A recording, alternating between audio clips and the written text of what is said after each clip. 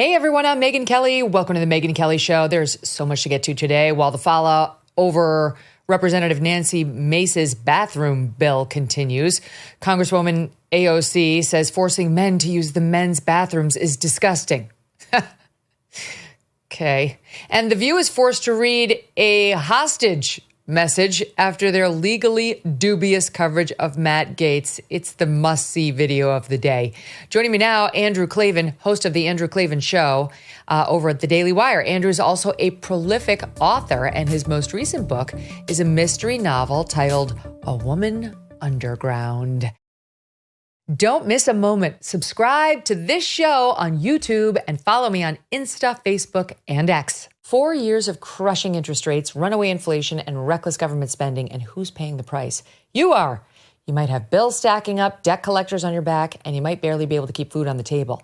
Done with Debt can be a way out. They have developed new aggressive strategies designed to get you out of debt permanently without bankruptcy or loans. Done with Debt stands between you and your bill collectors. They can go head to head with creditors, getting balances reduced, interest rates slashed, and penalties stopped. They create a plan to end your debt fast and put more cash in your pocket every month. And right now, Done with Debt is accepting new clients. But you got to act fast because some of these credit relief programs expire. Before you even consider making another payment, consider a visit to donewithdebt.com or just call 1-888-322-1054 now. Speak with one of their debt relief strategists for free. 1-888-322-1054 or go to donewithdebt.com. That's donewithdebt.com. Andrew, welcome back. Great to see you. Great to see you, Megyn. Thanks for having me. So the left is losing its mind over these Trump cabinet picks. I mean, they're not grateful that he chose Rubio for state or Elise Stefanik for the UN. They're just spending all their time telling us how radical he is because of Gaetz, Hegseth, and RFKJ and Tulsi. And The View got a little too excited in its coverage of Matt Gaetz the other day. And is this just the apology video in number 2, Deb? Okay, this is all of it. Okay, so here is where they misstepped, and then the hostage video that they were forced to read thereafter. Watch SOT2. How could you nominate someone with allegations of child trafficking trafficking across state lines and having sex with a 17-year-old? My understanding further on in the interview, they discussed the fact that once he finds out that she's 17, he stops having sex with her. I'm saddened by it. Yeah. Because all of those women who will have to get some defense of what's happened to them, yeah, that's who they're going to. Yes. And this is someone who will just say, it's not a big deal. All those little kids who, get abused. What?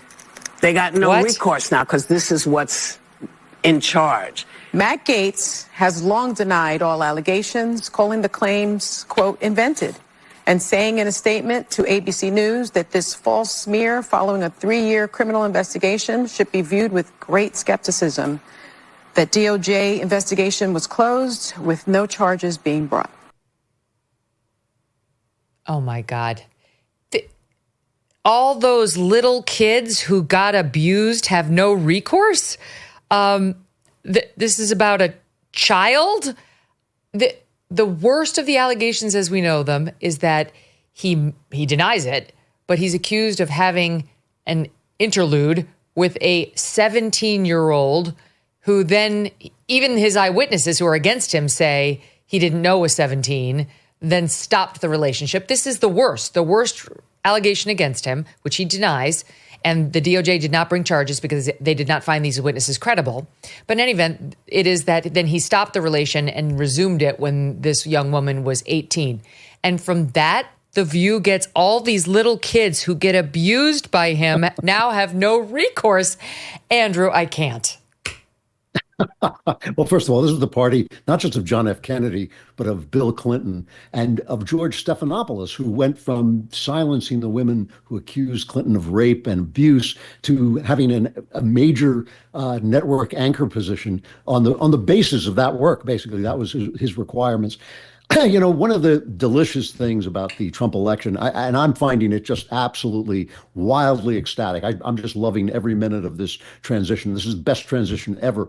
And one of the best things about it is exposing the left's blindness to the way they've behaved, because the appointments that Trump is making are appointments to departments and divisions that are entirely out of whack, that have abused our rights, that have just been incompetent, that have absolutely gone south in every possible way. And he's sending in bomb throwers. There's no question about it. He's sending in guys who are going in there like Roto-Rooter to clean the places out. And they're saying, why should we ever do this? Why should we abandon long-standing practices at Health and Human Services after Health and Human Services destroyed this country during the COVID pandemic by acting so incompetently, so stupidly, so corruptly, and so oppressively that anything you did to them would be an improvement. And the same actually with the Defense Department, which has been a total mess under the Biden regime. I'm kind of past it. I don't want criminals appointed. I think if you have a criminal record and it's an actual active criminal record, that could count against you. But that these are bad boys that he sent in there really just doesn't bother me at all. I am absolutely past caring what the left thinks about anything because of the way they have treated us, the oppression, the censorship, the lies, and the prosecuting their political opponents in the person of Donald Trump and the people who followed him and the people who protested peacefully on January 6th. It's just been an absolute mess. So the fact that he's going in there with some bad guys to take things apart does not bother me even a little bit. I cannot work myself up about it in any way whatsoever. I can relate. I'm like, the more I see how much they hate him, the more I want him.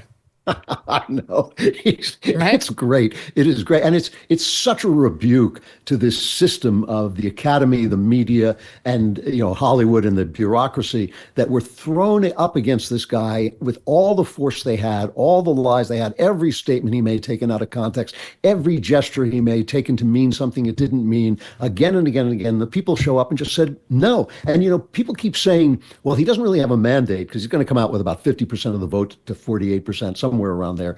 And they say, well, that's not a mandate. That's very close. But that's not the victory. The victory is not Republicans over Democrats. It's not conservatives over liberals. It's Donald Trump over the media and this shroud of lies that has basically been choking this country for decades at this point. It's just an amazing victory that he could actually come back from where he was when they were counting him out, when they were throwing ridiculous charges against him, when they were bending the law so that people could accuse him of things that had gone past the limits of prosecution. It's just an amazing victory. And that's what's so delicious about it, is not the vote count, I'm glad he won the popular vote, but still, it's not that's so wonderful. It's the destruction, the rebuke of this communication system that has throttled this country and throttled conversation, throttled debate, and throttled freedom for just so long. And it is a major, major victory. So everything they say is just making me laugh, and with an evil kind of cartoon villain laugh. Yeah. Which I've been practicing for years, by the way. Okay, well, I'd love to hear it. I mean, let's let it rip. I'm sure it'll pop up from time to time. Okay. You mentioned that now they're trying to say, look, it's not a mandate. It's not a mandate. It's been very kind of fun watching them try to find the little comforts, like, well, he cheated on me, but the woman wasn't a 10. She was like an 8. Okay. However you need to get yourself through this crisis, go for it. I'll give you Harry Enton on CNN doing a report on how it's a victory, but it's a shitty victory. Watch. You look historically speaking, Donald Trump is now under 50% in the national popular vote. Popular vote victory ranks 44th. Out of 51. That ain't exactly strong. Some might argue that is weak, in the words of Tony Blair. In fact, his popular vote win at this point is the weakest, going all the way back. You have to go all the way back to 2000 to find a weaker one, a smaller popular vote victory than Donald Trump currently has. So, yeah, Trump has won the popular vote, but it ain't all that, my dear friend John Berman. George W. Bush had a bigger popular vote during 2004. So, you talk about the Senate, short coattails. States Trump won, but Democrats won or lead in the Senate race. Look at this. In 2016, it was 0. In 2020, it was 0. in 2024. Look at this. Four states where a Senate Democratic candidate won. What about the House? Well, we're talking about a historically small majority potentially for the Republicans. The GOP would have a record small majority if the current House results hold. What we're talking about is a very wide win for Donald Trump, but the depth, it's not particularly deep. It's actually quite shallow, historically speaking. Okay. Wide, but not deep. Shallow. Wide, but not deep. His popular vote, and ugly. what? His popular vote, what is not impressive? A win. That's what we're talking about here. Well, again, the blindness is the best part about this, because he was not running against Kamala Harris. He was running against a massive communications machine that the left has built up and taken over decades, and that has silenced people. I mean, people have been afraid to say anything for fear that they will be thrown out of their jobs, for fear that they'll be thrown off social media, and the stuff that they've been afraid to say is all simple truth. You know, it's like, was the last election, if you say that the last election was a cheat in any way, you can get kicked off social media for damaging the trust of the American people. Well, the last election, I don't know if it was stolen, but it was certainly rigged. I mean, there were so many lies, so much, firepower, communication firepower trained on Trump. He did not beat Kamala Harris. He beat the whole deal. The fact that he got any kind of popular majority is virtually a miracle. No one else could have done it. He did it. All the things that bother people like me about Donald Trump were weapons at his command. The fact that I'm a polite guy who doesn't like to see people talk the way Trump talks sometimes, that's what was required. That was, cometh the hour, cometh the man. That was what God needed to call forth in order to defeat this absolute machine that the left had built up for silencing dissent. You only had to say, oh, these programs don't work, to be called a racist, sexist, all the phobes. If you only had to notice that a lot of terrorists happen to be young Muslim men and suddenly you were a bigot. It's just an amazing, amazing thing. The actual efficiency of it, I kind of respect it. You could come out one day after Barack Obama said, marriage is between a man and a woman and God is in the mix. One day after the Supreme Court invents a right to gay marriage in the Constitution where it doesn't exist, the White House is turned rainbow colored, and suddenly there is a Pride Month. Now, Megyn, you and I are New Yorkers. We have absolutely no wish to bother other people in their personal lives. I know, we've talked about this before, but I don't need a month to celebrate my pride in homosexuality. No. Well, I'm not sure it's worth even 10 minutes. I think it's something that, of course, it's a difference that we tolerate, but still, that the absolute bully machine that these guys were capable of putting into motion at a moment's notice is what is broken. And they don't realize it yet, but they will slowly. They're going to suddenly find out that they have become incredibly irrelevant. They've gone from being highly paid. So that's the perfect segue into Joe and Mika. The perfect segue into those two losers. Yes, irrelevant sort of just calls them right up, doesn't it? Right. I mean, they're synonymous with it. So they went out on the air on Monday and said they had gone to Mar-a-Lago to bend the knee. I was saying to Paul Murray on Sky News, they didn't just bend the knee. They got down on their snake bellies and they slithered and they licked the boot. They licked it. Yes, it tastes so good. I love the bottom of your boot, sir. Please give it to me more. That's really what happened. Then they come back out on the air on Monday and say we spoke truth to power. Why wouldn't we speak to Hitler, the rapist, racist, bigoted, sexist, misogynist Hitler? That's just what we do as journalists. And then they're already circling the bowl audience left in even greater numbers. So as of Tuesday, they had shaved another tens of thousands more off their already terrible numbers. In the key demo of 25 to 54-year-olds, they were down to 78,000 viewers on Tuesday. 78,000. Wow. That is just 25,000 or so above what we call in the business slashies. If you get 50 grand or under, they call them slashies. They don't give you the number. A slashie is unthinkable at Fox News. There is no show that ever gets a slashie. And MSNBC has been beyond the slashies now for a number of years, Hello, Joe and Mika. You're back to slashy land. So they came out the next day already experiencing the blowback because this meeting made no one happy and tried to tell us it wasn't as we felt, that actually everybody loved what they did. What they did was terrific and really well received. Here's a bit of it. Yesterday I saw for the first time what a massive disconnect there was between social media and the real world. Because we were flooded with phone calls from people all day, literally around the world. Very positive, very supportive, going, understand what you do, et cetera, et cetera, et cetera. But once in a while I would get a text or a call from someone and go, oh man, I hope you're doing okay. And I call him back and I go, well, Eddie go out to his one of them. I go, Eddie, are you on Twitter? And he goes, I am. I go, okay, well, I'm not. So we've had a good day. All of us are going to do the best we can do, and we're all working towards a better America. Take it day by day. Day by day. And again, you can predict the future by shaping the future. Okay. Twitter's not real life, you see. In real life, people loved that they went and met with President Trump. All 78,000 of them, they loved it out of an audience that should be 600,000. But those people really loved it, Andrew. Don't believe your lying eyes. And Comcast is ready to toss the entire station out the window. Can you blame them? Separating themselves. They're going to sell them. Yeah, I may buy them. I mean, I don't know. I'm not sure I can afford Rachel Maddow's $30 million a year salary. Well, let me ask you something. If you actually did buy Comcast or MSNBC, because it's going to be spun off by Comcast, who would you fire first? Well, if it's true that Rachel Maddow is making $30 million a year, I mean, I don't worry about her because she can always, make a living as a Michael Knowles lookalike. But I think that it's, I think that it's insane to pay somebody that when nobody is watching her. And for 1 hour of television a week. I know. And Brian Stelter, used to make the argument when nobody was watching him. Brian Stelter used to make the argument, well, yeah, but they break out our bits and they go out on YouTube and all this stuff and people don't watch them there as well. And I suppose that was supposed to build up to a massive audience of people not watching them.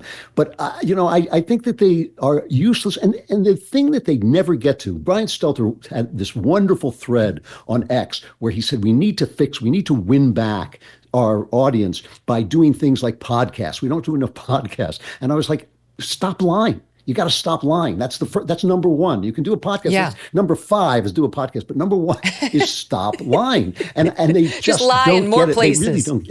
Yeah, that's right. The funny thing is a lot of people who voted for Donald Trump didn't like Donald Trump, which is important. That's actually shows in his favor. That shows how bad they thought the other side was, how much they didn't believe them, how much they thought. I saw a Kamala Harris voter interviewed, and she said, well, maybe Trump will do some good things like end all the wars and bring the economy back. And I thought, yeah, that would be good. I'd be Was that voter Mika Brzezinski? Because that's how they're trying to sound like, we're open-minded now to Hitler. Sure. Okay. And Biden looks ecstatic. So he's at least somebody's really happy about the results in the Democrat Party. So. Well, I do think it's very interesting that Comcast chose now to announce it's going to spin off its disgusting cable channel. And it's not because NBC News is doing so well and they just want to separate the struggling MS from NBC. NBC is also doing very poorly. We have beaten NBC News on its YouTube feed for months now, my show, just this one show has beaten all of NBC on their YouTube feed. They're in a lot of trouble over there. So they're not doing well either. So why spin off MSNBC? It's because it's the disgusting, wart-covered evil troll that, came to live with you and wouldn't leave. They're looking at it like, ew, my God, what? We don't want our vaunted Today Show anchors to have to associate with those troll ogres over there who, as I point out, are on their bellies licking the boot right now. Mr. President, please let me back in the circles of power. No wonder they want to spin this thing off. Well, we on the right I keep hearing people on the right say things like, well, there's problems on both sides. But the fact is there actually aren't, we haven't had enough cultural power to have the kind of problems they have. It's power that corrupts. And I'm sure if we had the kind of cultural power they have, there would be corrupt people on our side. But if I listen to your show, I get a very factual, balanced look at things. You have a point of view, you have to the conservative side point of view, but you always give the facts on both sides. They never do that. They never do it. The radicals on the right are on the comment section on Breitbart, where the radicals on the left are in Congress and in the White House. And I think it's a big difference. Power corrupts, and they have become incredibly corrupt. And I still have a lot of Democrat friends. I hope I can still count them as friends, and they just don't see it. They keep saying, well, there are a lot of Nazis on X. And I think, some groiper in his mother's basement is posting on X and giggling away and all this stuff. But their people pour out into their campuses celebrating Hamas, and the slaughter of Jewish people. It's not the same thing. It is not the same thing. And so the fact that their news stations are dying, it's well deserved. They earned it. They worked for that. That is not something they got overnight. It wasn't given to them. It wasn't handed to them. That failure has been earned by a constant stream of bias and corruption and dishonesty. And I think, we have to congratulate them on a job well done. They have made themselves completely irrelevant. And I just love the fact, this is all about the new media. It's all about the new media. It's the fact that we can now fact check them in real time. They can come out and say, oh, Trump is calling for a bloodbath. We can get that video out with the real deal, with what he really said, almost instantaneously. And a lot of that, is credit, it's credit to places like the Daily Wire and Joe Rogan and all that, but it's also to the credit of Elon Musk, who, after all, was a big hero to the left and then suddenly started getting investigated the minute he gave right-wingers the right to speak. But that's what's happened. What's happened is that the curtain has been drawn back. We see that it's all one party speaking to us. We see that they're not telling the truth. And people, they kind of like reality. People don't mind being lied to, but they hate the effects of being lied to. Like, they want to be told they can fly, but they don't like it when they fall off a building. And that's what's happened. Just an amazing example, Megyn. This idea that it was hammered into us that we dopes didn't realize that the economy was great. Just because you can't afford a pat of butter doesn't mean that me in the media, I'm doing well. I'm doing well, so the economy is great. How do you tell people, where do you get the temerity, the guts, the gall to tell people that the economy is great and that they don't know that they can't afford stuff? That they are somehow mystified. It's a delusion that they have that they can't afford to feed their families. It's an amazing arrogance, an amazing dishonesty, an amazing bias, and it has just been swept away. Donald Trump has swept it away. I'm ready to just, whatever award they have for political genius, I'm ready to give it to him. I know you've had troubles with him in the past, but we've all had troubles with him in the past, and at some level. Yeah. But it is a work of genius. As a brilliant friend of mine once said, "Past is like your ass behind you." It's certainly true. And he just deserves all the congratulations in the world, because this is a victory. As I say, it's not a victory over a single candidate. It is a victory over a system that was implanted and in place and just incredibly powerful, and he broke it. Well, you may be elated and I may be elated, but the women of 4B are not elated. I know you are aware of this movement. I saw you discuss it on your show the other day. We touched on it, but I'd love to go a little deeper on the absolute implosion of certain, I don't know what they are, radical feminists. I don't know. I'm not sure what they are. They're Trump haters. They're America haters because they're very, very angry with the 80 million people who voted Trump into office. And they appear to be self-haters because their response to him is to say, take some pledge that apparently started in Korea many years ago, or I don't remember all the tenets, but I know you don't date, you don't get married, you don't have sex, and you don't have children. There'll be no reproducing. In response to which most of us are like, phew, when you get a look at these ladies. But is this just mental illness? Well, I'm going to show a little bit of these gals. We showed a little the other day. Here's a little bit more in SOP 13. Just woke up this morning feeling spicy. Giving up on America. I've also given up on coloring this hair because, right? Fuck coloring my hair. Fuck having my hair be long and luxurious. Fuck all that shit. Fuck being skinny. Fuck being hot. Fuck being all the things that the patriarchy wants us to be. Okay. And I'm talking to you too. I think you gave up on that long ago. Those ladies who have the internalized misogyny required to do what you did. minorities who are so scared of a woman in power that you'd rather cozy up to the white man just in case some crumbs fall off his plate. Well, here we go. We're cutting it off because fuck you. That's why. You think I'm crazy? Me too. Crazy. I do. Yeah, I do. So that's it. It's your internalized misogyny. If you're a woman who voted for Trump, and if you're a minority, it's because you want to cozy up to the white man. So she has to shave off her hair and suddenly go from hot to not. Sister, I got assumes facts, not in evidence. This, you asked if this is mental illness. This is induced mental illness. They invented a system that was going to drive them mad. I've been talking about this for years, actually, but think about this for a minute. If you come out and say, well, I don't really agree with feminism. I certainly agree that women should have rights and all the rights and all the choices, but I think feminism is an anti-female movement.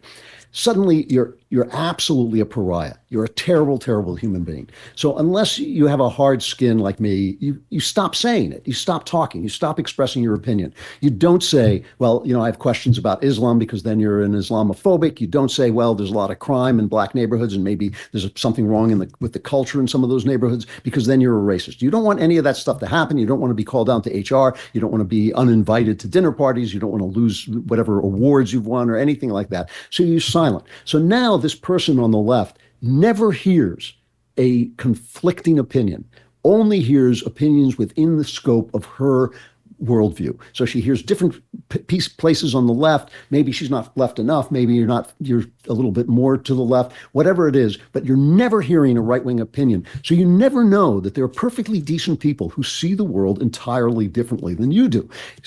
Really nice people who you would like, people who would sit there and could explain to you why they think it might be more helpful to have this policy instead of that. Never hear it. Never comes anywhere into your worldview. And then suddenly you find out that half the country believes these things. And the only thing you can think to yourself is you're living in this horrible, horrible country where every other person hates you and wants to destroy you. I don't know what patriarchy she's talking about. I've been looking for it for years, because if I could find it, I would join it. But, it's just this absolute terror of all the people on the other side, because you've never let them speak. I mean, we on the right, there was actually an article in one of the Yale newspapers about this, where the left-wingers were saying, they were saying that, the right-wingers have to deal with us, but we don't have to deal with them.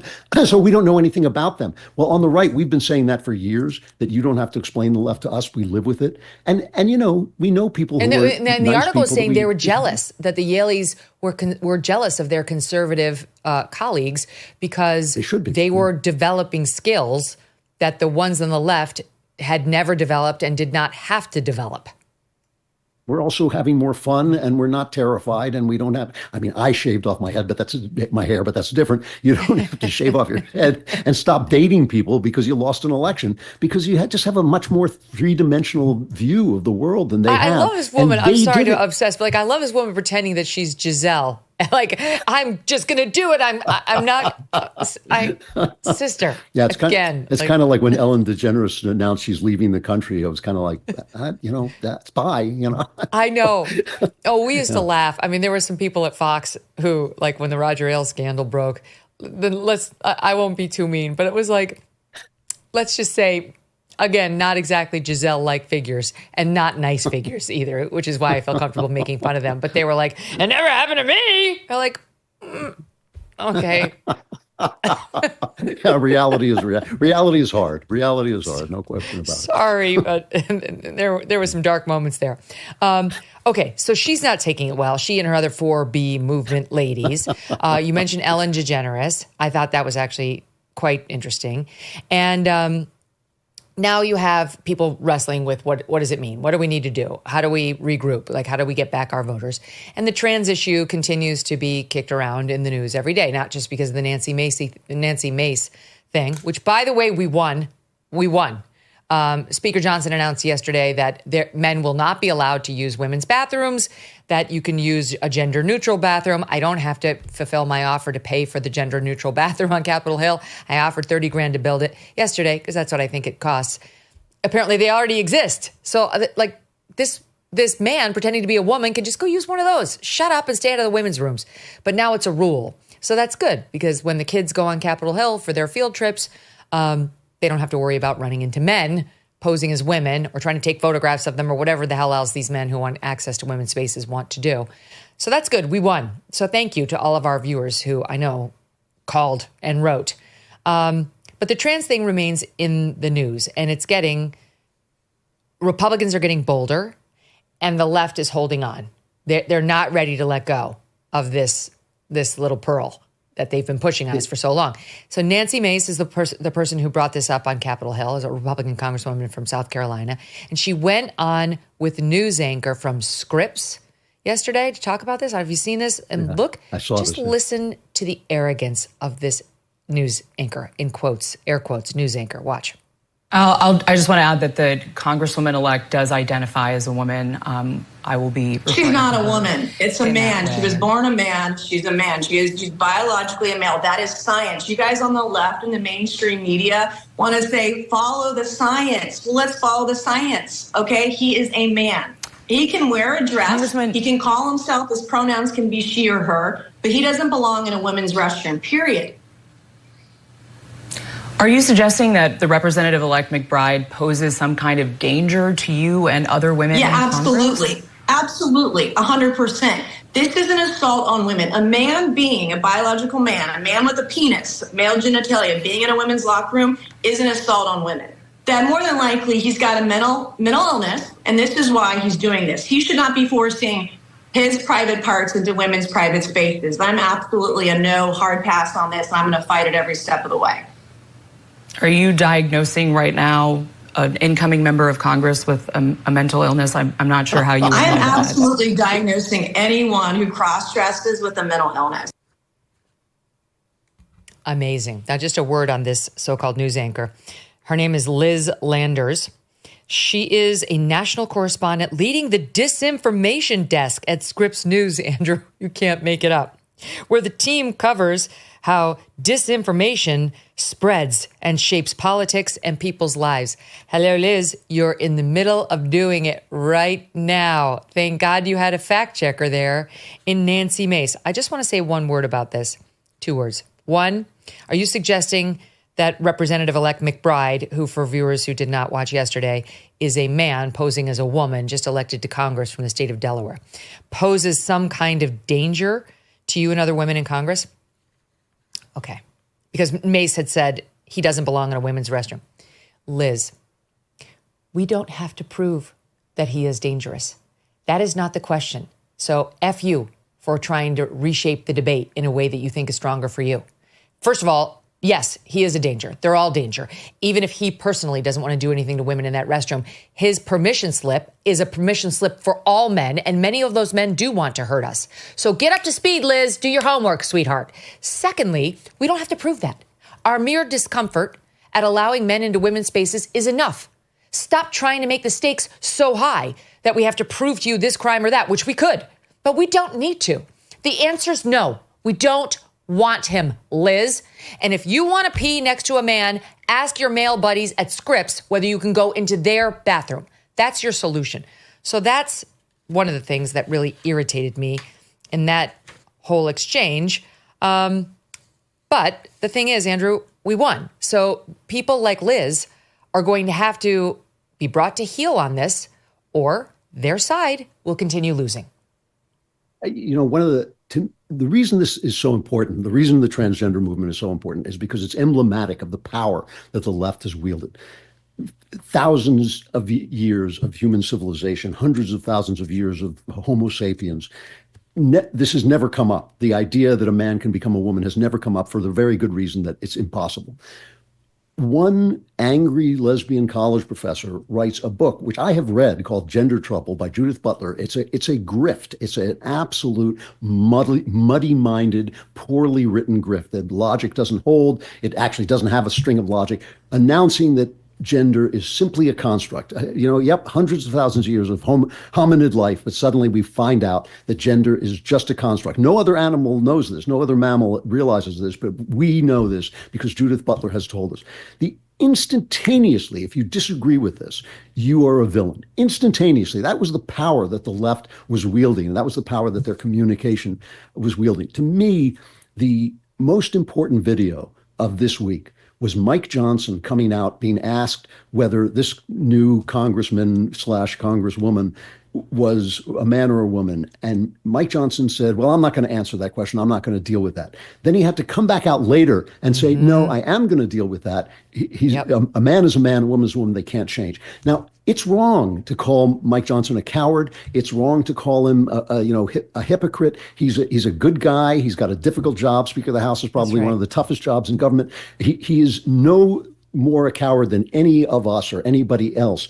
That's the power they had, that a man of his convictions could come out and have to hesitate a moment before he realized the game is over. The game is over because Donald Trump won. That's what's happened. That's the difference. He wouldn't have come back and made that second appearance that was the bold, right, true appearance, not because he's a bad guy, not because he's a coward. He's not. He wouldn't have done it because he wouldn't have seen that the construct had been destroyed. But it's in rubble on the ground, and they can keep on with this track forever. It's not going anywhere. Their machine is broken, and I don't think it's coming back for a long, long time. That's a really interesting point. Thank you for pointing that out. We played the Mike Johnson videos yesterday, both of them. And you're right. I mean, I was more focused on how he did get it right in the end, but you're right. The fact that he hesitated does say something about how effective they've been on their bullying. And the fact that he came back out later is a testament to the victory that we all just won. Not just Donald Trump, we all won on this particular issue. So the other thing I wanted to say about Liz, the disinformation anchor at Scripps, is she says, are you diagnosing an incoming member of Congress with a mental illness? I'm not sure how you would know that. Well, Liz, I have another piece of information for you since you're really into information and disinformation. Go to the DSM-5, look up gender dysphoria, and you will find it right there. It is a disorder in the DSM-5, which is about mental disorders. And in the medical community, mental illness and mental disorders are used interchangeably. So yes, it's fine to say that the odds are this person who considers themselves, quote, trans, has gender dysphoria, which is a disorder or mental illness spelled out in the DSM-5. Look it up, sweetheart. You love information. I just gave you a bunch of it. There's your afternoon project. Okay, I'm not done with this issue because it's come up again. Whoopi Goldberg, known for her commitment to facts, Miss, I feel so bad for all the little children that Matt Gaetz allegedly molested, who now will not be able to come forward. She's such a liar. Literally nobody alleged that. Okay, by the way, that legal disclaimer did not fix her defamation of Matt Gaetz. He should sue her. This is what she came out to say on the issue of trans athletes. I often wonder, because it's, when you look, transgender Americans, less than 1% of American adults identify as transgender. Right. Yeah. And when you add in youth who identify as transgender, that number comes to just about 1.4. It is estimated that there are no more than 100 transgender athletes competing in public schools nationwide, and an Associated Press investigation found that lawmakers proposing bans on trans athletes in school sports could not cite a single instance of these athletes taking championships. That is so wrong on so many levels. The UN just released a list of the number of medals that these men and boys have stolen from women, and it was almost 1,000 that they had calculated just recently. We here on the show have covered the number of medals that have been stolen. We did a deep dive on the Connecticut runners that we've been covering for years since we launched in 2020, Andrew, because I'm living in Connecticut, who have been denied medals and scholarships and so on, and brought a lawsuit that's now succeeding. But of course, they're not the only example. And the girls who have been hurt all over the country by these trans players, and the girls at the NCAA level who are now forfeiting games and so on in order to protect their safety. It's like the amount of nonsense that is put out there. But before I get you to comment on that, if at all, I got to tell you, we got some breaking news here. Guess what just happened? Matt Gaetz withdrew. Oh, wow. Wow. I know. Okay. I got to say, I can never, I have no personal affection for Matt Gaetz. I don't know him, but I'm kind of sad to see it. I'm kind of disappointed. I like the fact of sending in this, like you were saying, guns blazing. I get why he's problematic, but I'm disappointed. I'm going to read you a statement, but give me your first reaction. Well, my first reaction is that I'm not surprised, because even though Congress said they weren't going to release the ethics report, we all knew it was going to come out. There's no stopping that stuff from coming out. And, I've heard, even I have heard things about Matt Gaetz and the way he has lived. I don't think that means that all the charges against him are true. I very much suspect that a lot of them are overblown and ridiculous. But, you live at that level and you're going to do some things you probably shouldn't have done. But I feel the same way you do. I'm a little bit disappointed. I would have liked to see him just go in there and rip them to pieces. He's so great when he is challenging the left. He's so terrific when he actually goes after them. But, you don't want the guy to be destroyed either. So I guess he's probably making the right decision. And Trump, I think that Trump was talking about this. He was repeatedly quoted as saying, I don't know if this is going to make it. So maybe he's just getting out of the way to let Trump do more. The fact that he resigned as quickly as he did, I know it was supposed to be so that he could be replaced quickly, but that might have been a giveaway that he was trying to get out of having that information released. That report dropped, and that report has not yet dropped. The House investigation into what, if anything, he did with these underage girls or with prostitutes or whatever, all of which he's denied, has not yet leaked. They definitely have. The House has it. Reportedly, the Senate does not have access to it because the House has refused. Speaker Mike Johnson has said, we're not releasing that. But of course, someone's going to leak it. But it hasn't leaked yet. Anyway, here's what Matt wrote on X.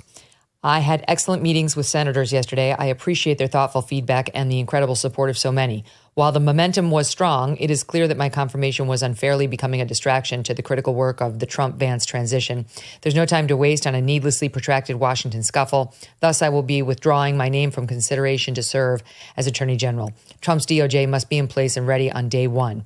I remain fully committed to see that Donald J. Trump is the most successful president in history. I will forever be honored that President Trump nominated me to lead the Department of Justice, and I'm certain he will save America. That's all we have for now. Does it mean he will resume, and can he resume his role as a congressman from the Florida Panhandle? I'm not sure. He resigned from the existing Congress. Does that mean he's been reelected, so can he take his seat in the upcoming Congress, which starts in January? Like, he didn't technically resign from that. I'm not sure. We'll see. And if he's not going back to Congress, you got to bet dollars to donuts Trump's going to give him some sort of a role that doesn't require Senate confirmation.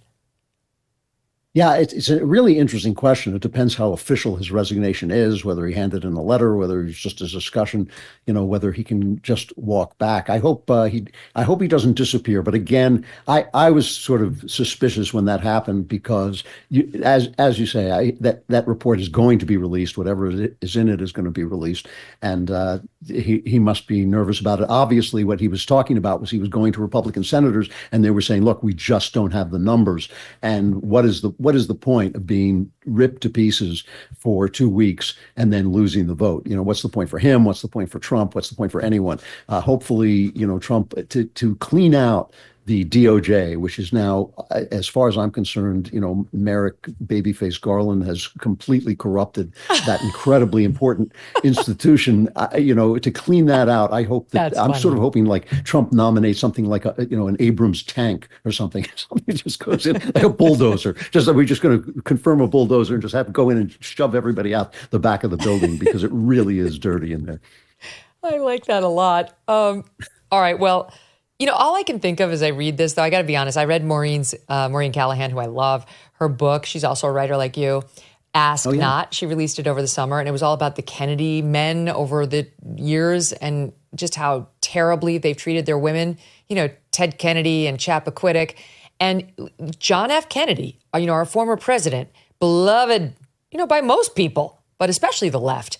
You read her book. He was stooping the White House intern who was 16, while Jackie was away taking her in the pool. Everybody knew they were having sex in the White House. Matt Gaetz is accused of not great behavior. He denies it, but JFK was president. The Washington Post chose not to reveal any of this. Matt Gaetz is nominated for a far less important position, though an important one. And just these allegations have derailed him. Maybe not just these. He's also not well liked, as you point out. But here's what CNN just dropped as he withdraws. The woman who says she had sex while a minor with then Representative Matt Gaetz told the House Ethics Committee that she had 2 sexual encounters with him at one party in 2017. Sources familiar with her testimony tell CNN. The woman, who was 17 years old at the time, testified that the second sexual encounter, which has not previously been reported, included another adult woman. The other woman, who was an adult at the time, has denied participating in the alleged second encounter, according to multiple sources familiar with her ethics testimony. This is the same person whose claims were not enough to persuade the Merrick Garland-controlled DOJ to bring charges against Matt Gaetz. And the Washington Post reported in 2022, the reason the charges would not be brought is because this woman was not credible. That's what the Washington Post reported. It's fine to repeat these allegations. I haven't read the whole report. I really hope CNN says that, because Matt Gaetz right now is getting killed by 1,000 cuts. People are running with this. It's turned into child molestation over on ABC News. And now he's withdrawn. And he's right. He has become a distraction. But, I mean, I'm a little uncomfortable about where this has gone, Andrew, because it's Merrick Garland's DOJ who says she's not credible.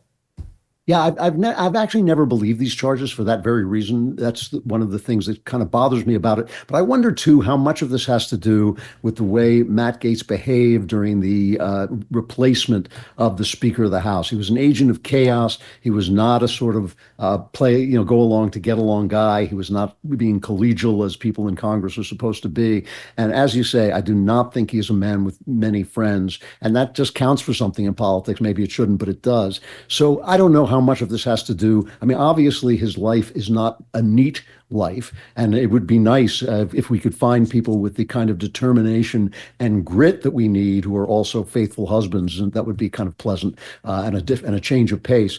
But his life is a messy life. He doesn't have a lot of friends, and I think the numbers, obviously, from what he said about talking to the senators, the numbers just weren't there.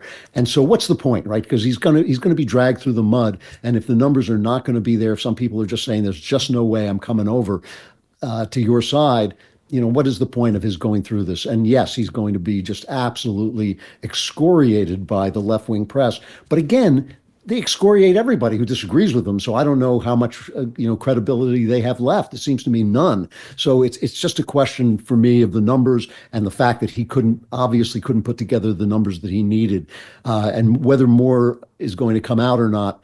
I don't know. Now it makes it less likely, I suppose, that there'll be a leak, because who cares if he's not doing that? I hope they take him back into Congress. I don't know. Again, he has alienated a lot of people.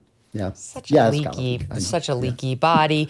Now the question will be, who's Trump going to choose, right? Because this is a really important position. I've heard some people say Senator Mike Lee of Utah, that Great pick. He could get all the things done that Matt Gaetz could get done. He's a fighter. He's a Trump loyalist. He's a MAGA guy. But without all the controversy, he should sail through in the Senate.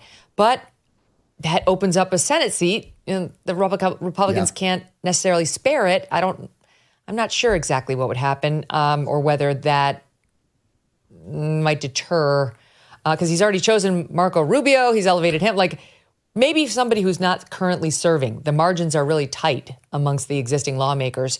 And I don't know, I still want him to go with my friend Mike Davis. There's been no guy more loyal to Trump. He's on the show all the time. He formed a group called the Article 3 Project, which is all about enforcing, America First policies. And he too's clerk for the Supreme Court. He's very, very smart. He says, I think he's too much of a shit stirrer to get confirmed. I think he thinks that. But in relation to Matt Gaetz? Anyway, I think it's still a great day. I think it's actually a great day. I'm sad for Matt Gaetz, but I believe this probably is what's best for the Trump administration, Andrew. So onward we go. Yeah, and you have to remember that Trump has had a really, really hard time with AGs. Jeff Sessions kind of ducked when he came under that special investigation. And I've been a fan of Bill Barr's, but I know that Trump didn't like him and Me too. Wasn't loyal enough. So yeah, he's got to find somebody who's both a loyalist, but also somebody who can do the hard job of cleaning out the Aegean stables, because it is like that in there. It is really a dirty place. I thought Bill Barr was amazing. The only problem was he wouldn't support the election denialism stuff, and that's what led to the rift between them. But he totally had Trump's back. He was brilliant. He was tough on crime, all the good things. Anyway, that did not end well. Andrew Klavan, wait, are you sticking around? Okay, you are, right? Is Andrew Okay, sorry, sure. I got confused about whether you had to go. Excellent. Don't go anywhere. The October 15th deadline has come and gone. Are you prepared for what's coming? All right, first we're going to do the scary part, and then we're going to do the good part. Do you owe back taxes? Are your tax returns still unfiled? Do you have that sick feeling in your stomach? Did you miss the deadline to file for an extension? Now that October 15th is behind us, the IRS may be ramping up enforcement. You could face some bad things. Wage garnishments, frozen bank accounts, even property seizures if you have not yet taken action. Here's the good part. There's hope. Tax Network USA has helped taxpayers save over $1 billion in tax debt and has filed over 10,000 tax returns. They specialize in helping people reduce their tax burdens. So you can visit tnusa.com/Megyn if you want to learn more about how to get out of this hole. Or you can call the number 1-800-958-1000 for a free consultation. Their experts will walk you through a few simple questions to see how much you could save. Give it a try now before the IRS takes more aggressive steps. Take control and visit tnusa.com/Megyn or call 1-800-958-1000.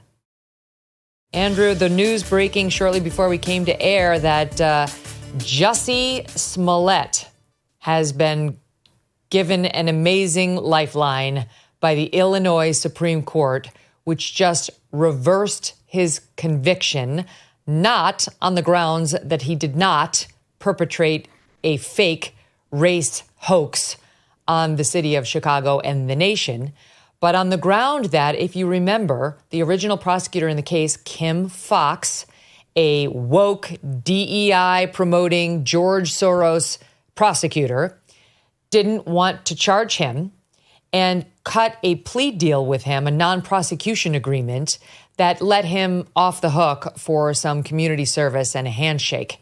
And he signed it.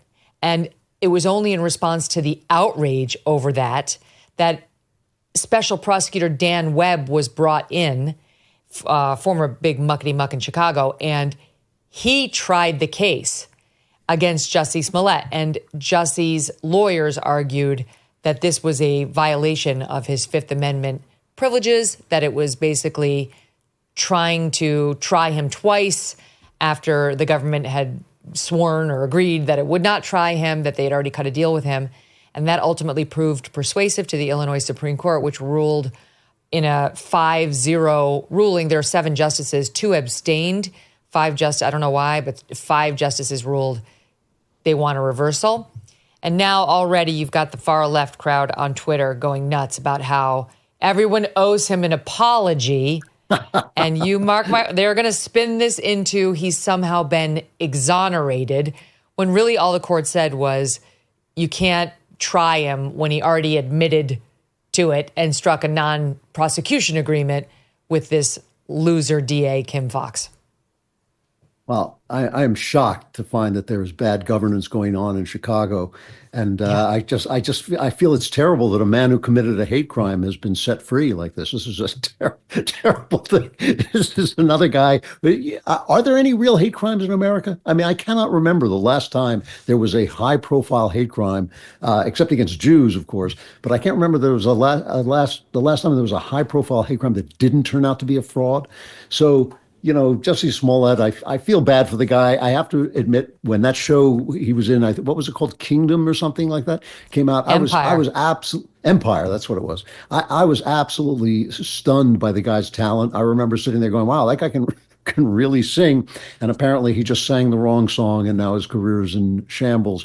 But what can we say? The guy has escaped. Is it? That's the real question. Maybe not. What maybe will they do? Maybe he'll win an Oscar for this. You know? Or will he be totally embraced by the left, who will pretend that this was some sort of exoneration on the merits, when that's not, in fact, at all what happened. Just reading now here from the Chicago Tribune, reminding us of exactly how this went down. Weeks after indicting him, prosecutors dropped all counts against him, noting that he forfeited his $10,000 bond and had done community service. Cook County State's Attorney Kim Foxx previously handed the case to deputies, saying she had recused herself. And the court found here that we are aware this case has generated significant public interest and that many people were dissatisfied with the resolution of the original case and believed it to be unjust. Nevertheless, what would be more unjust than the resolution of any one criminal case would be a holding from this court that the state was not bound to honor agreements upon which people have detrimentally relied. Here's what's nuts. This guy, there will be discussions about whether he got this ruling because he's black and gay, whether this is some sort of privilege, right, along those lines, or whether, like, would the Andrew Clavens of the world have gotten a ruling like this? Is the Illinois Supreme Court captured by this kind of thinking, or was this a just legal ruling? I'm going to have to go back and look at it to answer that myself. But remember this, Andrew. Remember what a big deal this was. He came out and made up this fake story that he'd been walking in the polar vortex. It was that time in Chicago where it was like 52 below or something crazy in Chicago. And that two white guys wearing MAGA hats came up out of nowhere and said something about like, F you, you gay, whatever. And just happened to be holding a noose and bleach, which they doused him with and put around his neck before beating him up and leaving him. Oh, this is MAGA country. That's what they allege. This is MAGA country. That's what it was. My favorite line, yeah. At 2 a.m. in Chicago, he was just walking around randomly in Chicago with their noose and their bleach, hoping to see Jussie Smollett while he went out to get a Subway sandwich. Anyway, then he went on with Robin Roberts because all of the media was fawning all over him. Oh my God, this poor black gay man got attacked by the evil MAGA. And she gave him the biggest pass we've seen up until we got to Kamala Harris entering the presidential race. Watch this. Why do you think you were targeted? I can just assume. I come really, really hard against 45. I come really, really hard against his administration. And I don't hold my tongue. Comes really hard. I like the self-importance, though, the idea that people were actually paying attention to this guy who was maybe the fifth lead on that show to begin with and cared about what he thought about 45. But also, 45. It is amazing. It really is kind of interesting. He was attacked by two white guys who, by an absolute coincidence, just happened to be his trainers who were black and who were lost because they thought they were in Trump country in the middle of Chicago. So somehow they had lost their GPS. But it was immediately embraced and immediately pushed out there by the mainstream media, and no one ever pays a penalty. This is the part of the machine that is so fascinating. No one ever pays a penalty for getting these stories wrong. No one ever has to quit. No one ever has to apologize. No one ever has to go back and say, "Oh, wow, we should have actually done some research since we're on a network with an amazing amount of investigative force." But all of that stuff disappears. And it'll be very interesting to see what the rest of his career looks like. Because you're right, of course, that the left is going to say, oh, wow, he's been exonerated when he hasn't been. But that's kind of what I'm talking about with Trump's election. They don't have the power they used to have. They don't have the power to erase what we've seen with our own eyes, the way they used to be. They literally used to be able to say, we didn't exist. Hunter Biden laptop, it's not a thing. It's Russian disinformation. They have lost that power. They used it to the ultimate extent in the 2016 election. And now it's kind of in the 2020 election, I'm sorry. And now it's really played out, and Trump has broken it and left it in pieces on the ground. So I don't know what's going to happen to the guy. I don't really have a lot of animosity against him. I think he's an actor, who's startled that he wants to be more important than he is, or thinks he's more important than he is. I do. He not only did he smear all of MAGA, but he cost the city of Illinois tens of thousands of dollars as they investigated this nonsense. The black police chief in Chicago just crushed him. We're looking for the soundbite right now because we had it cut back at the time, but was so angry at what this guy had done with Chicago PD, and we wanted to create a race war. I mean, it was so irresponsible and just it really tried to ignite a flame that could have caused this country to burn had he not been caught by these smart investigators. Ultimately, the two perpetrators of this alleged hate crime gave an interview to and did a reenactment for Fox Nation in like the best piece of tape ever. Here they are. They are black. They knew Jussie Smollett. They were not white MAGA hating guys. They just got convinced by Jussie Smollett to do this to him. And watch.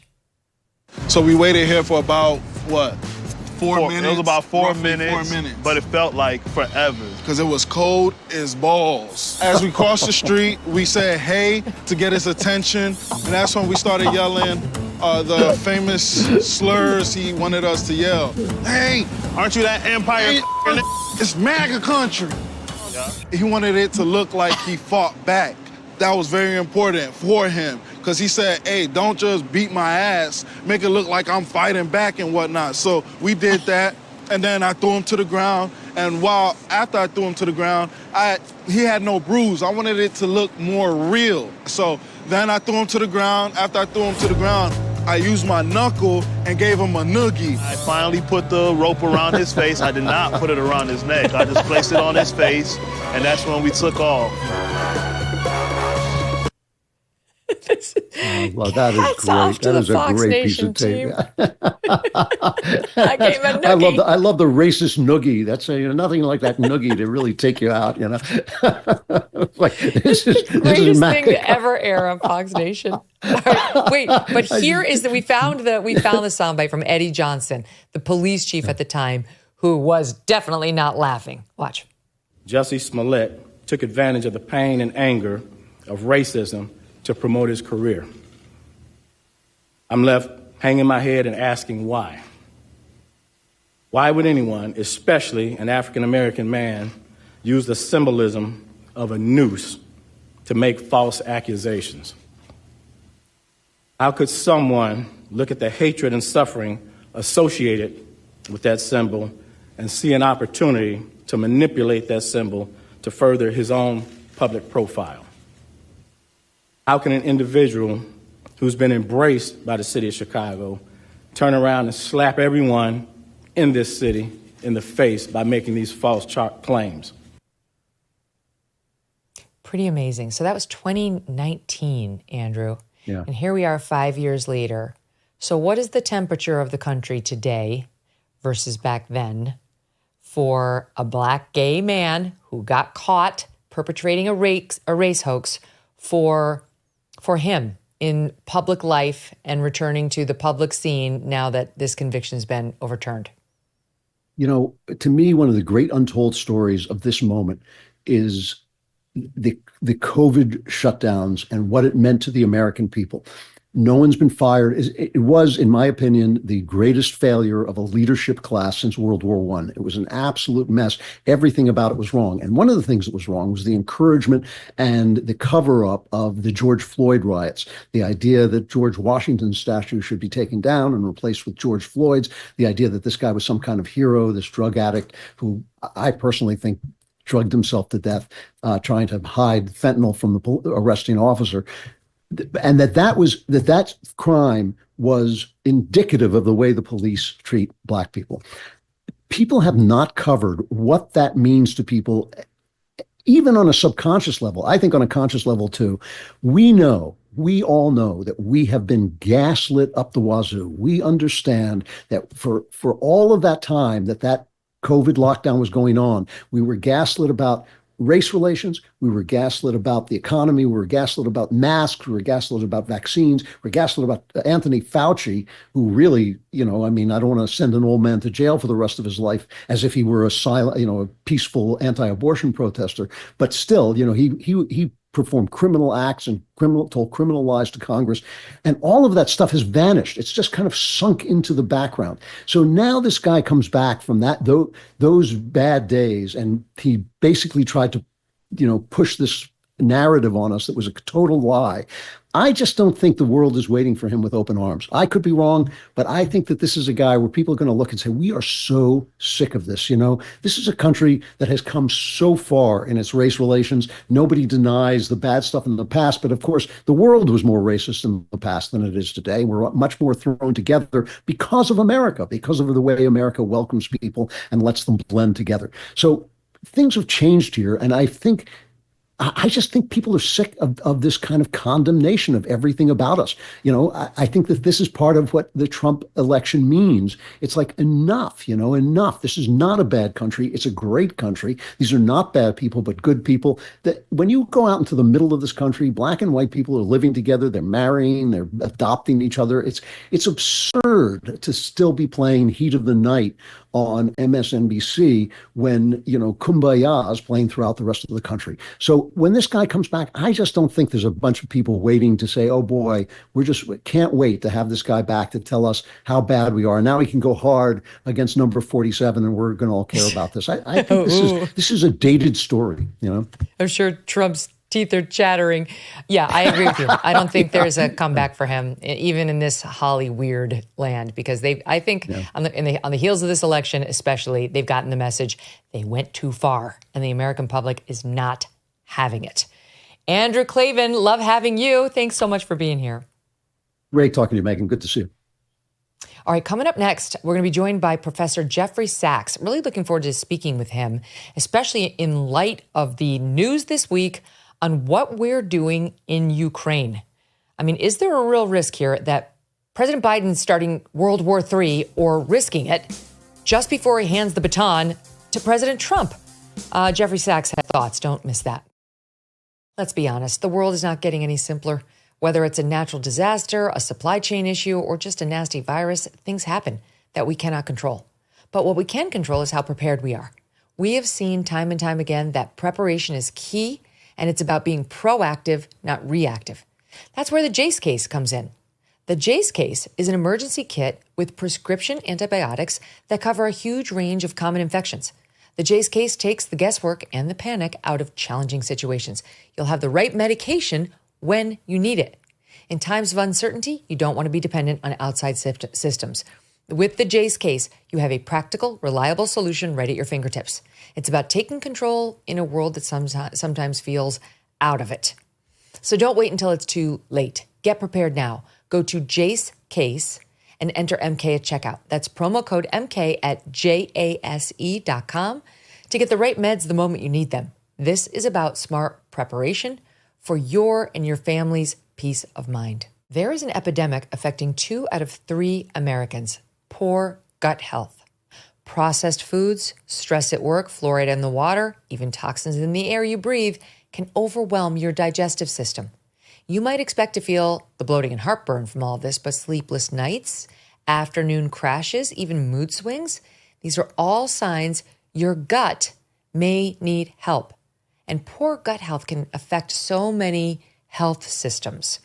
I spoke with a brain health expert who said, check out gut health if you want to prevent dementia. So most probiotics that people take, they think that these get them done, but most of these things get torn apart in your stomach acid. The spore-based strains in Just Thrive probiotic, however, are clinically proven to arrive in your gut 100% alive, creating a fortress of good bacteria that can support digestion, immune system, and mental clarity. Just Thrive probiotic is non-GMO and gluten-free, and you can choose between berry-flavored gummies or easy-to-swallow capsules. You can even open the capsule and mix the contents in your morning coffee or sprinkle on your food. For over a decade, Just Thrive has been fighting to make Americans healthy again with science-backed solutions you can trust. To join the gut health revolution, visit justthrivehealth.com and save 20% site-wide with promo code Megyn. That's justthrivehealth.com, promo code Megyn. Donald Trump is the president-elect, but he does not take office for 2 more months. And the current administration appears to be doing everything it can to push its agenda through in the final months. Nowhere is that more obvious than in relation to Ukraine, where we just learned that Team Biden is looking to cancel over $4.5 billion in debt that Ukraine owes us, the American people. The move drawing sharp criticism from Republicans, including Senator Rand Paul. And that's not all we learned about what our administration is doing this week. My next guest is an American economist who has a long history of speaking out on Russia and Ukraine and why this war must end. He and I were both speakers at the same conference back in September, the All In Summit, with our pals from the All In podcast. Joining me now, Columbia University professor Jeffrey Sachs. Jeffrey, welcome to the show. Great to have you. Great to be with you. Thank you so much. So, of course, the even bigger news, in addition to canceling billions of dollars in debt that they owe us, is the fact that the Biden administration authorized Ukraine to fire U.S.-made and supplied missiles deeper into Russia, following months of lobbying from Ukraine, which has the Russians apoplectic, saying this could lead to World War III. And a lot of people want to just dismiss that as empty rhetoric. I know you don't think we should. I agree with you. Explain.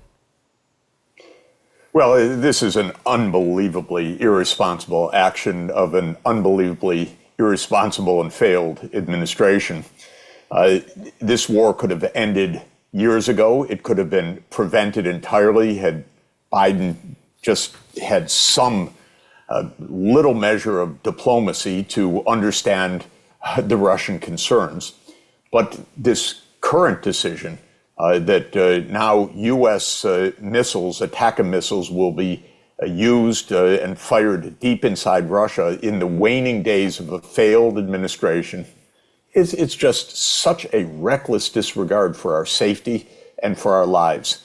President Putin's been making the point all along that, look, if you use these particular weapon systems, this is Americans that are doing the targeting, that are essentially launching these missiles against Russia. And it would be like Russia, maybe in submarines off the coast of the United States, firing missiles into the U.S. That would be an attack by Russia on the United States. And Putin says, if you do this, this isn't an attack by Ukraine. This is an attack by the United States on Russia.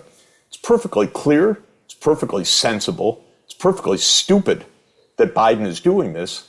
But what makes it all the more obnoxious, frankly, is that the Pentagon and Biden said before the election they wouldn't do this.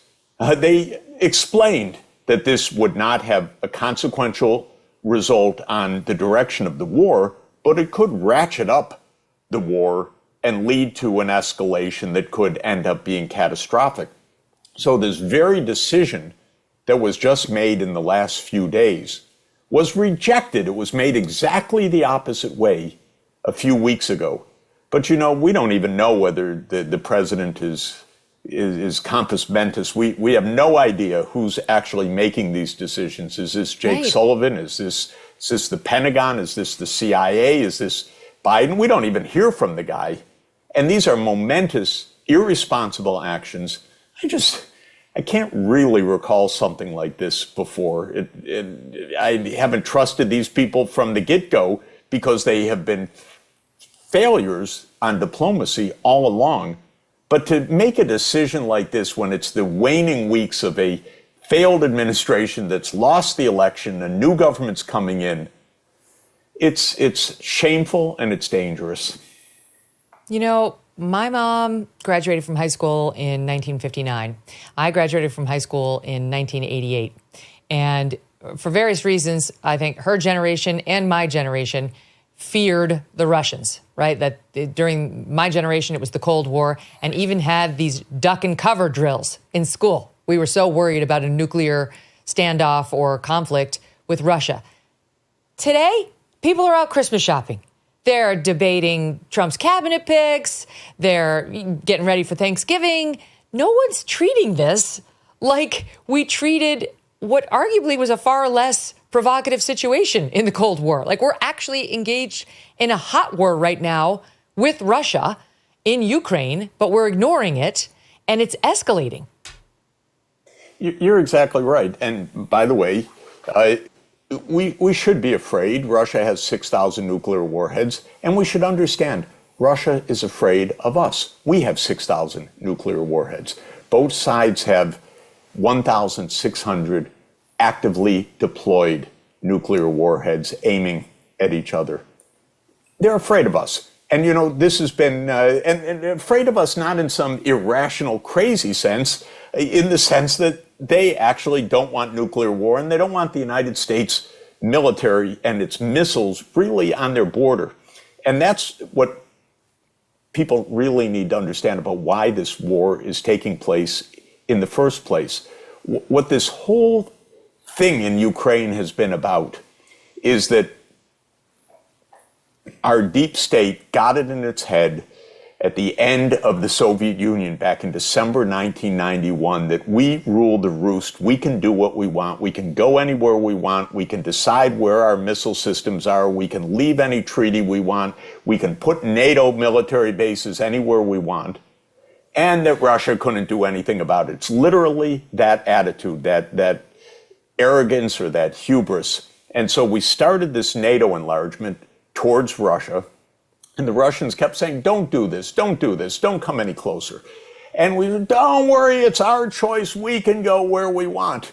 Clinton started the NATO expansion against the advice of top diplomats and experts, military experts and so forth. Maybe he wanted the vote of the Polish Americans in Illinois or Michigan. That's so irresponsible. But the first wave of NATO enlargement was to Hungary, Poland, and the Czech Republic. That was 1999. Then in 2004, George W. Bush Jr., another 7 countries, Estonia, Latvia, Lithuania, Bulgaria, Romania, Slovenia, and Slovakia, you know, just moving eastward. And the Russians said, stop, okay, stop. And then Bush and Cheney and Victoria Nuland, now my colleague at Columbia University, the ultra neocon, they said, no, we're going to go all the way to Ukraine and to Georgia, right up against Russia's 2,100-kilometer border with Ukraine. And the Russians said, do not do that. Do not come to our border. Like we once said to the Soviet Union, do not put military bases and nuclear weapons in Cuba. But the United States said, we don't have to care. We can do whatever we want. And that went through, too, promising that NATO would enlarge to Ukraine and to Georgia. Then the United States helped to overthrow a Ukrainian government in February 2014 that wanted neutrality because why doesn't it get more attention? We lived through that. We covered that on Fox News. Just, spend a minute on 14. Why doesn't it get more attention? Why doesn't it get more attention? Because the New York Times and MSNBC and the mainstream media refuse to talk about any history. And Megyn, I know about it in the most absurd way because I could not get 700 words, even online. I didn't demand print, just online in the New York Times to respond to the fact that they said that the war that Putin launched against Ukraine was, quote, unprovoked. And they used that word 26 times, my assistant counted in their op-ed columns during the first year after February 2022. And the whole thing was provoked. And I happened to see it because I've been involved in that region for more than 30 years. And the New York Times would not tell the truth. They would not inform their readers, even with one online piece. You know, they could. So they're not going to talk about the fact that we orchestrated a coup in Ukraine in 2014 with Hillary Clinton. They don't talk about any such stuff that we do. You think they were interested in who blew up Nord Stream? Do you think they were interested in who made the coup? Do you think they were interested in where the COVID virus came from? You know, 1,000 things that are really messed up. They don't cover at all because they're kind of whatever the deep state tells us, whatever our official sources tell us, whatever our unnamed official sources tell us, that's what we're going with. And so they don't cover this stuff. They don't discuss any background, but they do carry a narrative. And the narrative is Putin's a madman and a madman and wants to recreate the Russian Empire, except don't worry, he'll never do anything with nuclear weapons. I mean, it's all completely inconsistent and incoherent. And if one understood the Russian side of this story, not only the NATO enlargement that I just recounted, but the fact that the United States, the U.S., unilaterally walked out of the anti-ballistic missile treaty in 2002. And the Russians said, what are you doing? We have a nuclear arms control framework for stability. And the U.S. said, nah, we do what we want. The United States walked out of the Intermediate Nuclear Force Treaty in 2019. We do what we want. The United States stationed Aegis anti-ballistic missiles in Poland and Romania, nearby Russia, and the Russians saying, don't do that. The United States says, we do what we want. And then Putin asked Biden, we have reports, well, are you going to station missiles in Ukraine? And the report is that Blinken told the Russian foreign minister, Sergei Lavrov, in January 2022, we do what we want. It's none of your business. And then we're surprised that there's war. And then we violate our own limits and we reverse our policies within days, and we have no deliberation in the United States at all. It's not just people going to the malls. Is there a senator or a congressman that's paying attention to this, frankly? It's just unbelievable what is happening. It definitely seems like the Trump administration's aware. We know J.D. Vance is paying attention to this, but they've got 2 months. He is paying. Before, he's gotten this completely. He understands this completely. And so President Trump has been very clear about this also. I interviewed Vladimir Putin in the Kremlin, in Moscow, in St. Petersburg at his economic conference, and then again, and the third time where we really sat down and went head to head on a bunch of things was in Kaliningrad, which is where they keep their nukes. And it was a really humbling experience to be in a place that with the press of a button could launch the annihilation of the world. I mean, you really feel it in a very acute way, and especially when you're across from the man who could do it, who, you know, unlike Kim Jong-un, where Trump's like, I've got a bigger button and mine works, Putin's button works too. And people keep saying, like, he's evil, he's evil, he's evil. And I understand what's happened in Ukraine, and war is very ugly. But I've been saying to people, it's more complicated than evil. Like, he's strategic. He's making decisions that he thinks are in the best interest of Mother Russia. And we just dismiss him as this evil cretin at our own peril. Like, we need to understand the greater situation that got us here, and more importantly, that will get us out of here. And I think he is a rational actor. Like, I think Trump is right that he probably could get this thing resolved in a day. And how would he do that? How would he go about doing that? Megyn, not only is he rational, he's extremely intelligent.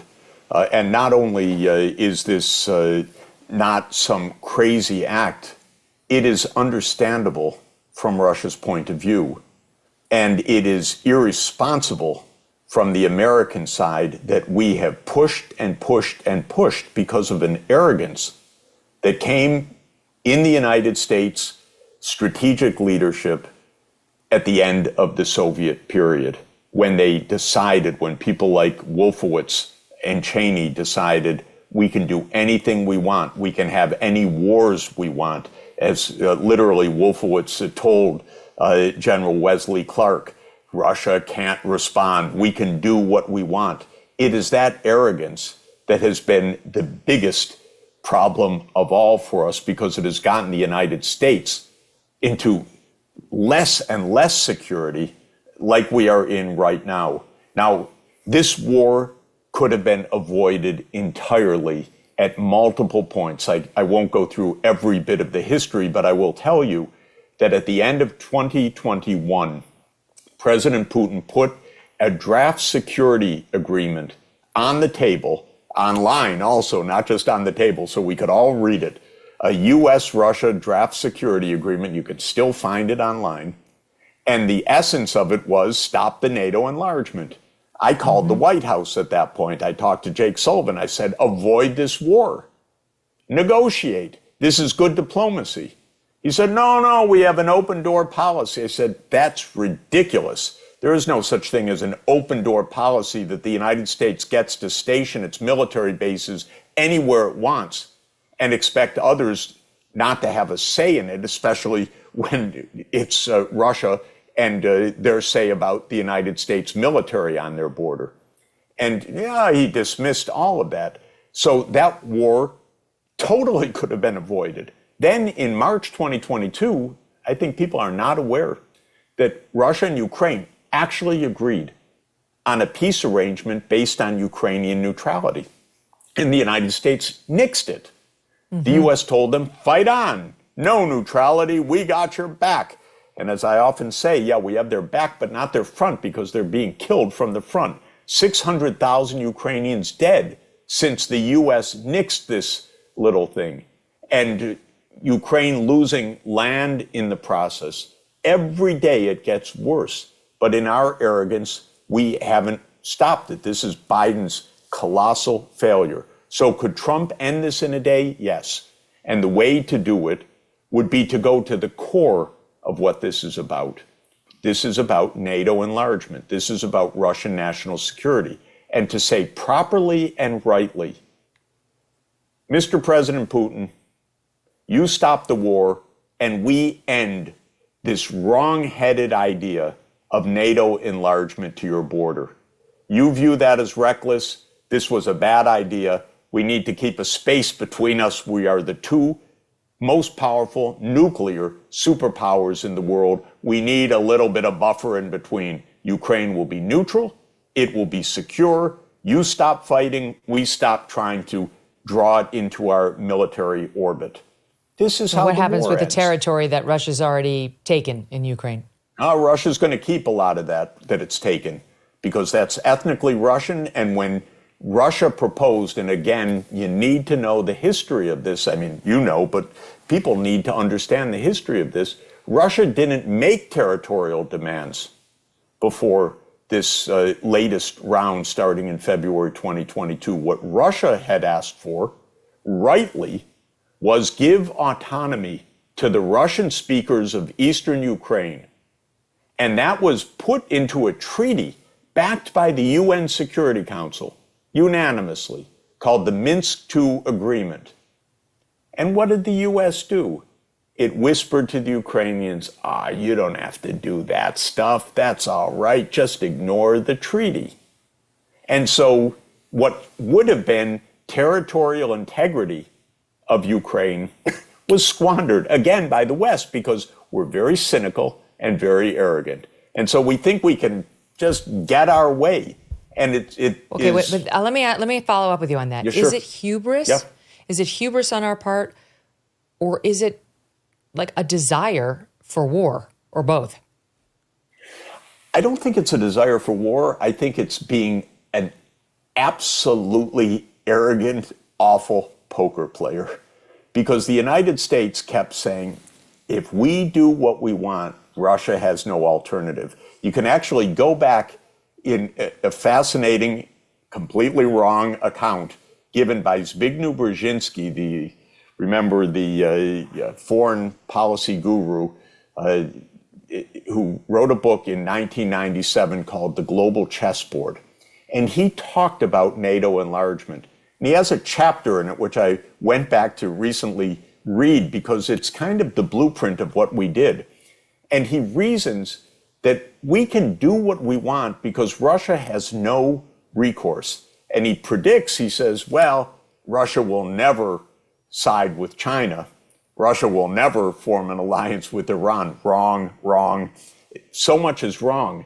And he concludes by saying Russia has no option but to just go along with an expanding Europe and an expanding NATO. So he called it wrong. But that is how the U.S. acted. They were playing poker, with a lousy hand, and they didn't understand what was really going on. They thought Putin's not going to start a war over this. They thought, well, if he does, our sanctions are going to kill the Russian economy. I know that because I spoke to the U.S. officials about that as it was happening. And Biden said it. Biden was like, just watch, come back and, let's check back in 6 months or 12 months, whatever he said. And Russia was fine. They had found other partners. Exactly. And it was not hard to predict because these sanctions are always overblown. They can do damage, but they're terribly overblown. Then it was going to be our miracle weapon systems, our HIMARS and our ATACMS and all the rest that were going to do it. In other words, they kept saying, we'll win, they'll lose, as this keeps escalating. Obama did a lot wrong on this because it was during Obama that this coup against the Ukrainian neutralist government was launched with the U.S. on February 22nd, 2014. So Obama has a lot to answer for on this, but he did realize one thing.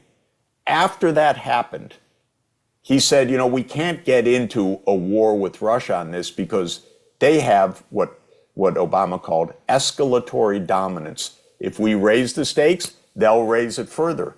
Because for us, going NATO enlargement, that's kind of a game. And it is a game from the point of view of Jake Sullivan or others. But from the point of view of Russia, it's existential. So Obama knew, well, they'll just keep escalating. I don't want to get into that. Biden is just so bad at this. And his team, Blinken and Sullivan, the whole team has been terrible. But the whole point is they played it like a game, whereas for Russia, this is first-order national security. This is the most basic stuff. And this is why we need to take absolutely seriously the change of the nuclear doctrine, the fact that from Russia's point of view, they now regard the United States as actively attacking Russia with our missiles. And it's an accurate assessment, by the way.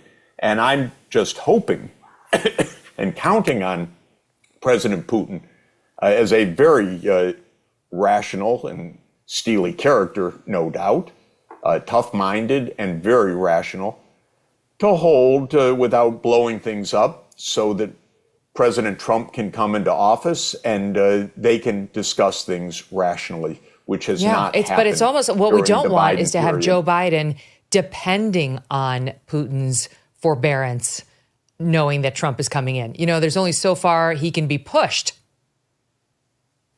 I agree. I'm so dismayed and shocked by what's happened in the last couple of days because when the Pentagon said before November 5th, we're not going to do this, they explained why.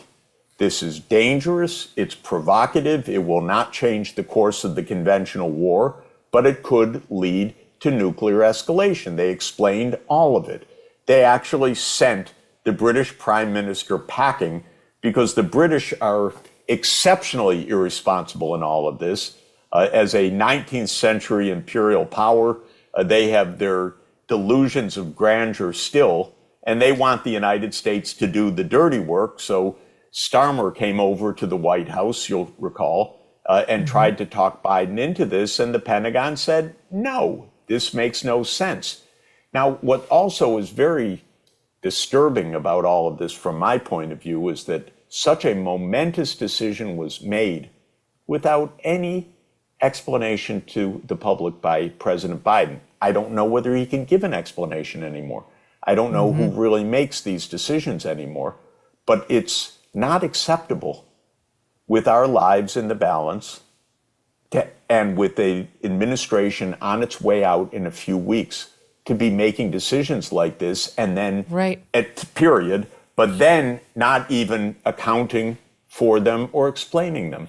That's right. And we see him, what do we see? We see him stumbling on the beach in Delaware, missing the photo ops at the G20. Like, there's no reason to believe he's in control and in command.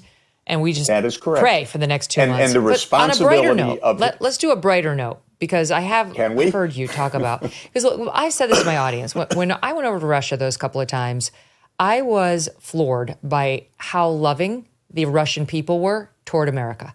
They loved to hear that I was a U.S. citizen. They loved to talk about America. They had no animosity toward us at all.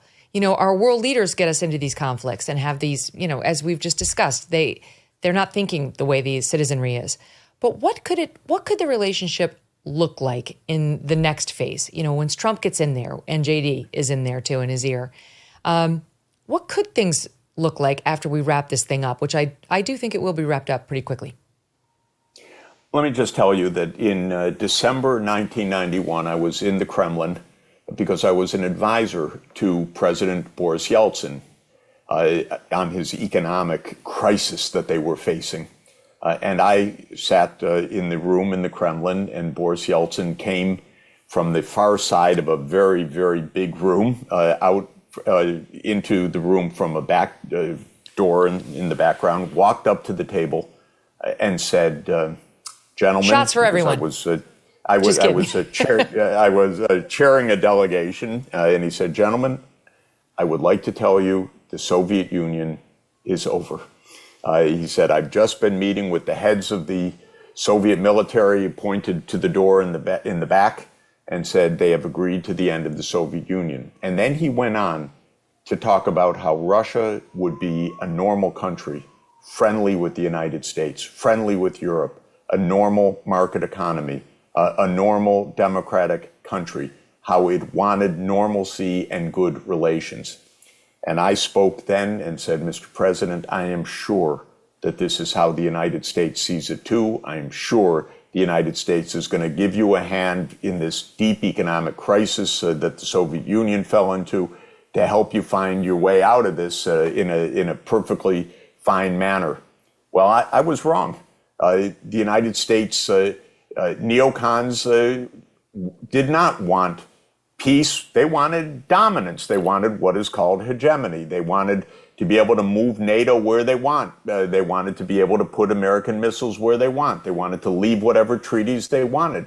They behaved very, very badly. Could we have normal cooperative relations with Russia? Of course we could. That's what they wanted. I saw it with my own eyes. I heard it with my own ears. I was there. I saw it with President Kuchma of Ukraine. I was an advisor to the Ukrainian government also. We had the chance, really, for peace. But the neocons didn't want peace. They wanted hegemony. They wanted U.S. dominance. It was arrogance. And they played things so badly for so many years, for more than 30 years now, to get us to this absolutely parlous state that was unimaginable in 1991. Unimaginable that we'd be talking about whether there would be a nuclear war between the two countries. So could Trump and Vance pull this back to normalcy? Of course they could. And by the way, I have to say the same with China, because everyone says, oh, China, we have to hate China. China's our biggest threat. We have to be nice to Russia so we can hate China. This too is completely mistaken. We don't need to hate either of these countries. They both want peace and cooperation and economic development. That's what they want. Russia is a more persuasive case to me. China, there's just been too much negative news about what they're doing. You know, just recently the police station, the secret police in New York are, threatening Chinese speakers there. I mean, the buying of the land. We're sending billions of dollars of armaments to Taiwan that we in our diplomacy recognize as part of China. And if China starts sending billions of dollars of armaments to one of the U.S. states, you'll know that we have a problem. I have been going to China. I agree with you. Now, having looked into the Taiwan situation, the smartest people I've talked to say we should not get involved in that.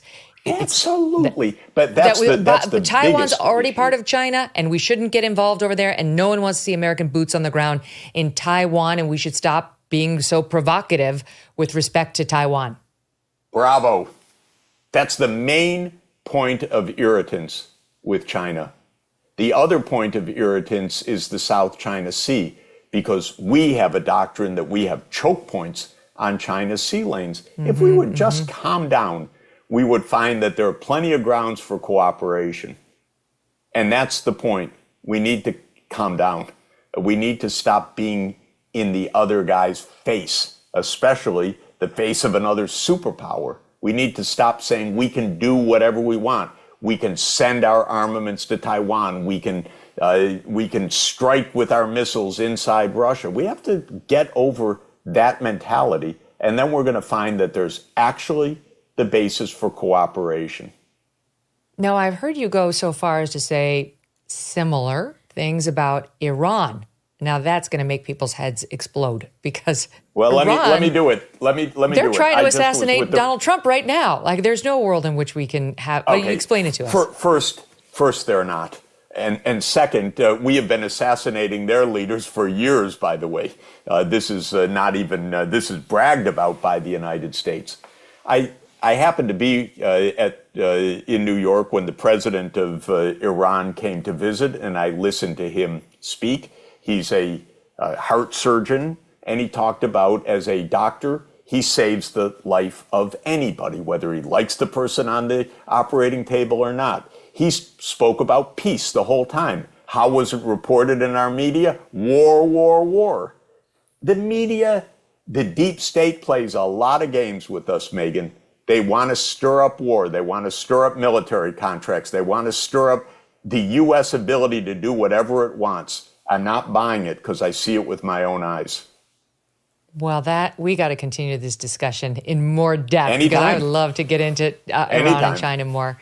But I think you're making a lot of sense on Ukraine. There's just too much blood and treasure lost already. They've lost the war. We have to acknowledge that, cut the losses, and try to move forward in a constructive way, especially for our people, for Americans. Exactly right. Exactly right. Jeffrey, it's a pleasure. Thank you so much for being on. I love Great speaking to be with you. Jeffrey Thanks so Sachs, much, everybody.